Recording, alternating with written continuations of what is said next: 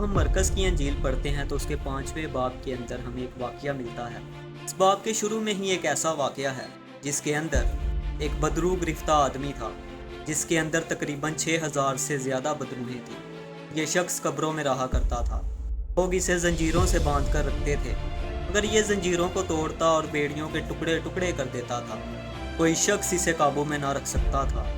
मगर जब हम मरकज़ की अंजील उसके 4 बाब को पढ़ते हैं, यसू मसीह और उसके शागिर्द कश्ती में सवार होकर एक शहर से दूसरे शहर को जा रहे थे। यसू मसीह तो कश्ती में सो रहे थे, मगर अचानक से समुंदर में एक तूफ़ान बर्पा हो जाता है। ये तूफ़ान अचानक से पता नहीं कहाँ से आ जाता है।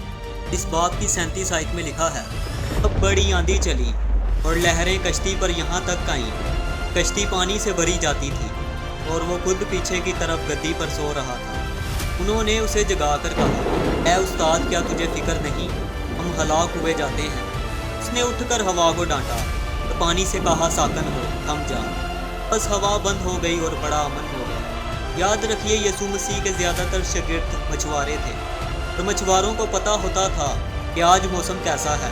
उनको मौसम के बारे में पता होता था कि आज समुद्र में सफ़र करना सेफ है या नहीं। मगर ये तूफ़ान अचानक से पता नहीं कहाँ से आ गया था। अगर यसू मसीह के शागिर्दों को पहले से पता होता तो ये कभी भी समुद्री सफ़र ना करते। मगर इस तूफ़ान के पीछे इबलीस था। इबलीस नहीं चाहता था कि यसू मसीह गरासीनियों के इलाका में पहुँचे, क्योंकि वहाँ एक शख्स था जिसमें तकरीबन 6000 बदरूहें थीं। इबलीस नहीं चाहता था कि वो आज़ाद हो, इसीलिए इबलीस ने समुद्री तूफ़ान भेजा ताकि यसू को रोक सके। आज भी हमारी ज़िंदगी में बड़ा मुअज्जिज़ा होने से पहले बड़ी मुश्किलात का सामना करना पड़ता है हमें। मगर याद रखिए, जितनी बड़ी मुसीबतें उतना बड़ा मुअज्जिज़ा। जब कश्ती में तूफ़ान आया तो यसू मसीह के शागिर्द घबरा गए और पानी को कश्ती से बाहर निकालने लगे। मगर किसी ने भी जड़ पर काम नहीं किया, किसी ने भी तूफ़ान को नहीं डांटा, किसी ने भी आंधी से नहीं कहा कि थम जा और समुंदर से कहा, साकिन हो। मगर जब उन्होंने यसू मसीह को नींद से जगाया तो यसू मसीह ने आंधी को डांटा और समुंदर से कहा, साकिन हो। याद रखिए, यसू मसीह ने इस तूफ़ान की जड़ को पकड़ा।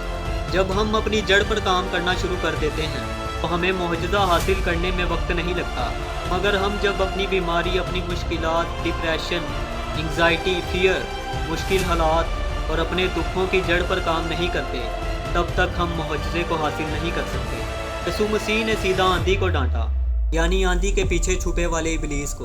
लूका 10 बाब और उसकी 19 आयत में लिखा है, देखो मैंने तुम्हें इख्तियार दिया कि सांपों और बिच्छुओं को कुचलो और दुश्मन की सारी कुदरत पर गाली पाओ, और तुमको हरगिज़ किसी चीज़ से ज़रर ना पहुँचेगा। हम जानते हैं कि सांप अपने मुंह से डंक मारता है और बिच्छू अपनी पूंछ से। यसू मसीह के कहने का मकसद ये था, इबलीस के मुंह से लेकर उसकी पूंछ तक हमें किसी चीज़ से ज़रर ना पहुँचेगा। यसू मसीह के शागिर्द मसरूफ़ थे, वो कश्ती में से पानी को निकाल रहे थे। जब हम अपनी मुश्किलात की जड़ पर काम करते हैं तो हमें ज़ोर लगाना नहीं पड़ता, जैसे यसू मसीह के शागिर्द लगा रहे थे। हमें भी यसू मसीह की तरह जड़ पर काम करना है, तब ही हम बड़े मुअज्जिज़े को हासिल कर सकते हैं। बदरू गिरफ्ता शख्स को आज़ाद करने से पहले यसू मसीह ने तूफ़ान का सामना किया। वैसे ही हमें भी अपने मुअज्जिज़े को रिसीव करने के लिए बहुत सी मुश्किलों का सामना करना पड़ता है। मगर जितनी ज़्यादा मुश्किलें आएंगी उतना ही बड़ा मुअज्जिज़ा हम रिसीव करेंगे। वहाँ पर यसू मसीह ने सिर्फ आंधी को डांटा, मगर पानी से कहा, साकिन हो। और जहाँ यसू मसीह पानी को साकिन हो कहता है, वहाँ पर यूनानी ज़ुबान में उस लफ्ज़ का मतलब है श्श। जब हम अपनी जड़ पर काम करेंगे तो बाकी मुश्किलात को हम कह सकते हैं श्श। खुदावंद आपको इस कलाम के वसीला से बरकत दे। अगर अभी तक आपने हमें फॉलो नहीं किया तो कर दें। God bless you all.